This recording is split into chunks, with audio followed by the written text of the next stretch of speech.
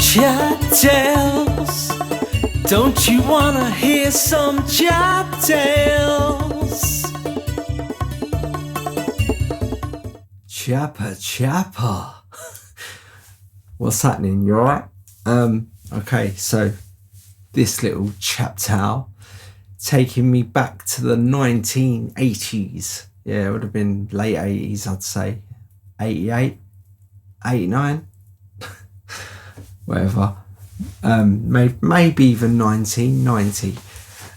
All right, so where I live in Gester Estate in Kentish Town, we was lucky enough to have a community centre that was absolutely amazing for everyone that lived around in Gester, and they used to let adjacent estates, Carroll Close, York Rice, Denyer-House.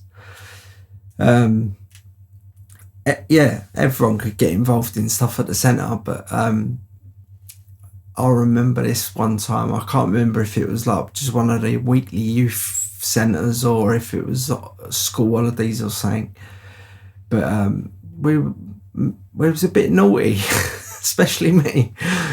But so this one time we're in the centre, and I don't know what we was doing, playing football, doing just all sorts of stuff that they had, pool tables, cooking, whatever. But I mean, I don't know exactly who was with me. I'd say like it could have been Dean Chapronier, it could have been Ben Hyde, it could have been Big Dave, it could have been Mark and Gary Phillips, it could have been, I don't know, there was so many people that it could have been, but I was usually one of the ringleaders. But so we I don't know why, but we decided to get as many fire extinguishers as we could find in the building, and then take them into this little room that was like it was part of the exit to get out into the garden, like. And basically they had like loads of stuff in this room, like shelving units and all that.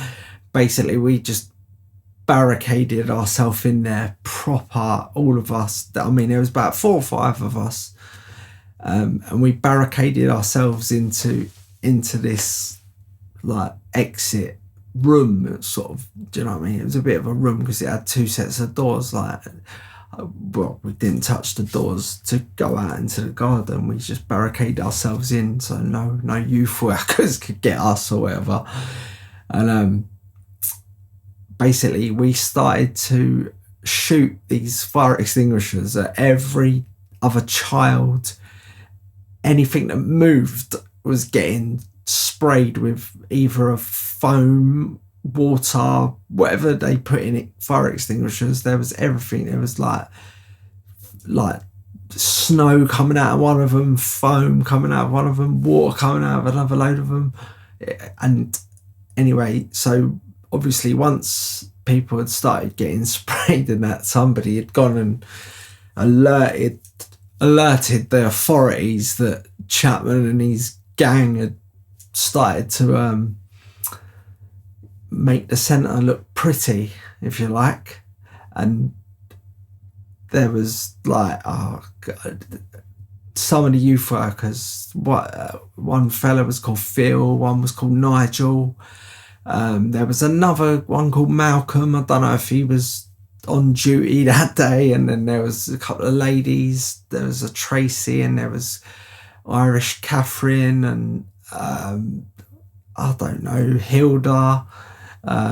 There was like quite a few youth workers because there was a lot of kids and stuff in these places. So anyway, they've sort of like come and basically seen this barricade and build me a barricade. Yeah. So they started coming towards us to try and get us out of this room, and I was just like, right, ready, fire.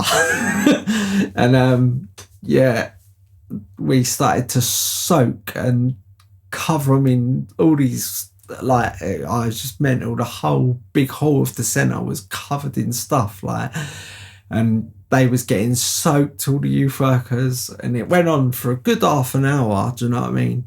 But obviously, we ran out of ammunition, so we didn't know what to do at this point. Like, so, but and also where we'd left the door that opens up into the garden, like, obviously these youth workers ain't stupid, and like, they've sort of said, right, go round the back and climb over and get them through the garden or whatever. So we were sort of at a position where we was like, right, what do we do now?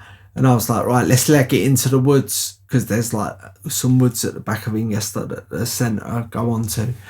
But as we went to leg it into the woods, 2 or 3 of the youth workers came round the back and basically just stopped us, got us back in that room and said, stay there.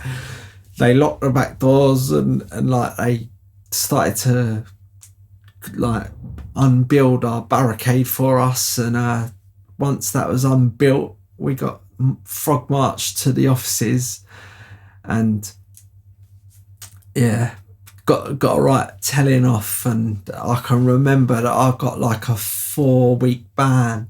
I weren't allowed to go back in that centre for anything for 4 weeks. And it was like, it was quite a big part of growing up around here, because just in the week we had 2 nights a week where there was a youth club on, and then they take us out on trips. And if it was a school holiday or whatever, there would definitely be loads of trips happening. And it was just a massive part of growing up around Ingester Road, going up to the youth centre. And it's a big shame, because they don't really do that much stuff anymore, and my kids don't get to do that sort of stuff. I mean, I don't think my son will ever be like me though. But yeah, it was proper funny. Like, when it was happening, it was proper funny, because, like, you know, like the floor's getting completely covered in everything, and people are slipping and sliding and crashing into things, and you got loads of other kids that ain't in the room, but they're cracking up, like, and then you can see that they're trying to make their plans how they're gonna get us, like, and every time they get close, they're getting sprayed with everything we had. But the other kids, I think they only got like week bans, and I got a 4-week ban. Yeah, but it was proper funny. All right, nice one. I hope you've enjoyed that one. Or if you was one of the children that was in that with me and you want to comment on it, please do. Or even if you was Phil or Nigel, please comment underneath. All right, nice one, people. Nice. Mwah. Chat tales. Don't you wanna hear some chat tales?